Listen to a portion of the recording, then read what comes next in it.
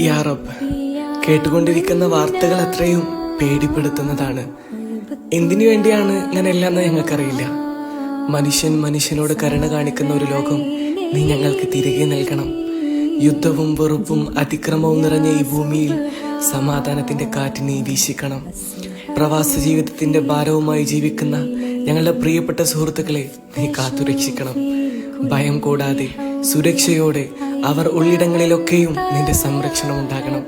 അവരുടെ കുടുംബങ്ങളുടെ കണ്ണുകളിൽ ആശ്വാസവും പ്രതീക്ഷയും നീ നിറയ്ക്കണം. ഈ കലാപങ്ങളിൽ ജീവൻ നഷ്ടപ്പെട്ട എല്ലാവരെയും, പ്രത്യേകിച്ച് നിരപരാധികളായി പോയ കുഞ്ഞുങ്ങളെയും നിന്റെ കരുണയിൽ ഉൾപ്പെടുത്തണമേ. അവരുടെ ആത്മാക്കൾക്ക് സമാധാനം നൽകണം. അവരെ നഷ്ടപ്പെട്ട ഹൃദയങ്ങൾക്ക് സഹനവും ശക്തിയും നീ നൽകണം. അല്ലാഹുവേ, മനുഷ്യന്റെ ജീവന് വിലയുള്ള ഒരു ലോകം വീണ്ടും പിറക്കാൻ നീ സഹായിക്കണം. കണ്ണുനീർ കുറയുന്ന പ്രാർത്ഥനകൾ പ്രതീക്ഷയായി മാറുന്ന ഒരു നാളേക്കായി നീ ഞങ്ങളെ എത്തിക്കണമേ. ആമീൻ യാ റബ്ബൽ ആലമീൻ.